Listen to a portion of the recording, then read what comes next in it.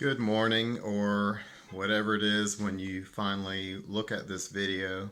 Today we're going to draw an interior space. I'm going to show you how to draw rooms, and I'll try to show each grouping two different ways of doing this. And you've already been accustomed and hopefully practiced how to draw things like beds, dressers, things like that. So you should be good with that if you've been practicing or following along. So today is just a simple matter of drawing a room and then populating that room with items that you have um, in your apartment or house or wherever you live. So let's get started. So this first tutorial is for kindergarten, first and second grade. And I'm going to try to make this as simple as possible so you are not going to be confused, hopefully. So when you're drawing a room, you're going to start just like if you were going to draw a landscape. So the first thing you're going to do is draw a horizontal line. Now your line can be in the middle, it can be slightly higher or slightly lower.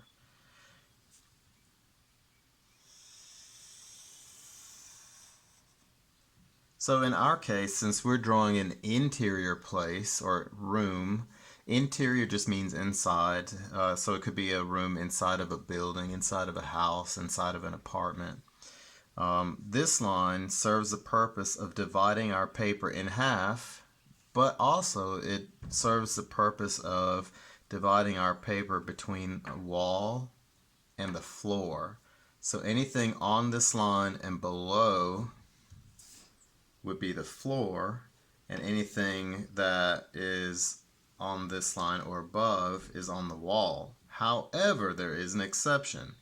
Take, for instance, if you have a bed. A bed would start on the floor, but it would go up and probably overlap this area here. Now, if you're working on this room, I want you to, and again, this is for kindergarten, first and second grade. If you feel like following along with something a little bit more challenging, look at the third, fourth, and fifth grade video, because I'm going to make this a little bit harder, actually a lot of it harder. So once you have your line, you have established that this area here is your floor and this is the wall. Don't draw this line very dark like I have done. I've drawn this line dark so that you all can see this. The next step is to think about items that you may have in your room. For example, you might have a bed, and I've shown you different ways of drawing lots of different objects.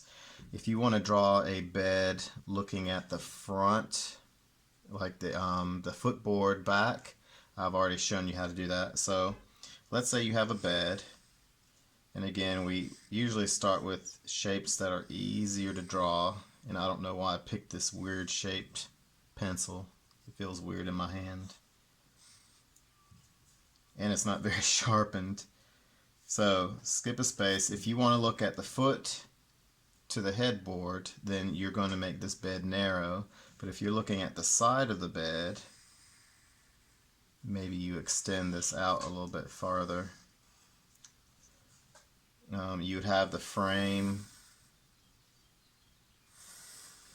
And I think when I showed you all how to do this, I didn't include a footboard, but you can include that. You would have the mattress, and this line actually can stay there because this can be the box spring and this can be the mattress. If you have a comforter that hangs pretty low, this can be kind of like a wavy line, and then you can add pillows. And I don't know how many pillows you have. Sometimes beds. I had a old wooden bed growing up where it had these little spheres at the top of the posts. And since this is the comforter, I'm going to erase everything inside here.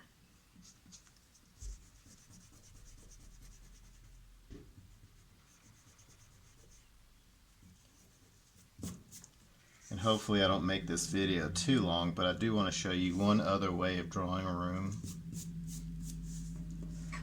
Let's say you have a shelf somewhere here, or a dresser even. It might be closer to the wall because the bed is wider, so you would go up closer to the horizon line.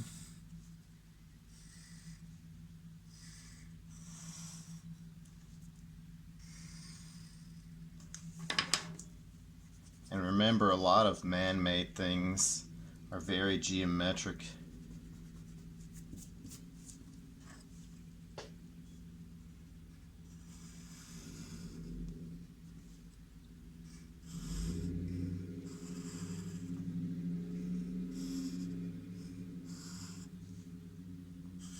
You can add drawers.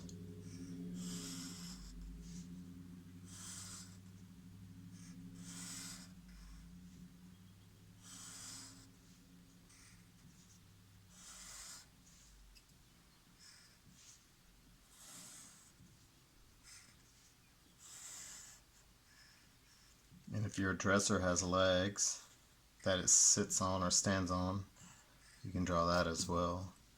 Handles, you can add that. If you have a TV on top of your dresser, you can add that as well. If you have a shelf, now remember, everything doesn't have to be included in this space. For example, let's say you have a shelf over here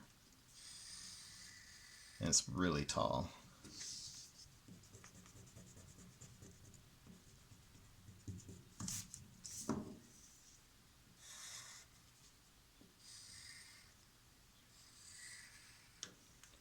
And these are the shelves themselves.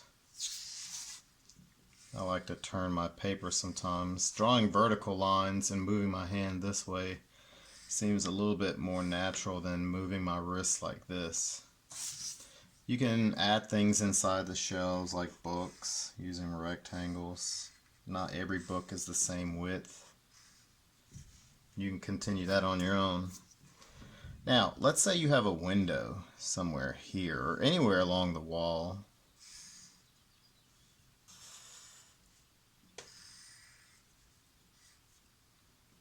You would have the window frame.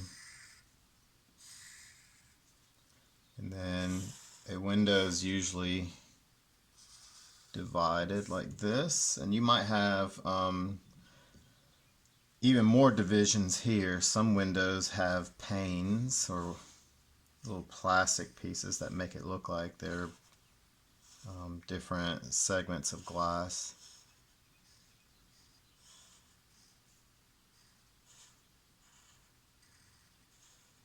And as you can tell, it's just a matter of drawing a rectangle. So you can make your windows look kind of like that, or you can just leave it plain. And then curtains.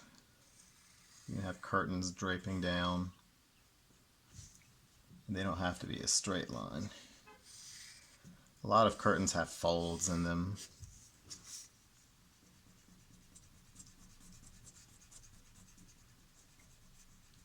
And remember, do not press down hard because it makes erasing mistakes that much more difficult.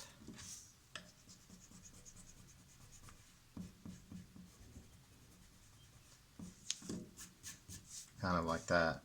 You can add designs on your comforter, curtains, things like that, and you may even have toys. You might have a rug right here.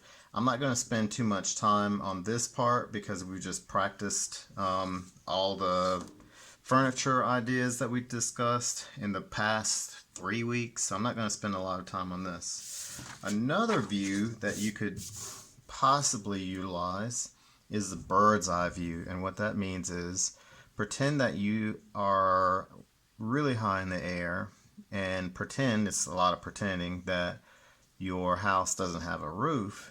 And what you can do is an overhead view where the same room, you might have your bed. And remember, we're pretending we're looking down on your room. You might have your pillows. Remember, to the right I drew a dresser. So you'd see the top of that. You wouldn't see the drawers. You're looking down. Over here I had a shelf. Maybe on this side or here you have a door. And let's say that door is open. This would be the doorway right here. So the door could close or it could stay open. And doors have door knobs.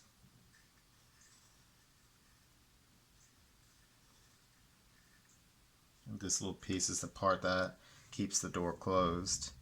Like I said, think about the things that you have in your room. Maybe you have, like I said, a rug, like an area rug. Maybe you have some toys laying around, like basketballs or cars, things like that. So the bird's eye view is where you're looking down on your space. And this point of view is if you were actually standing in your room.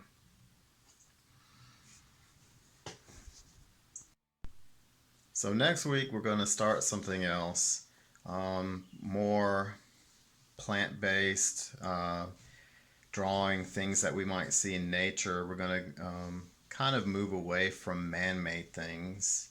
So remember to be creative, enjoy yourself, have fun, use art as a distraction, and as always, be creative.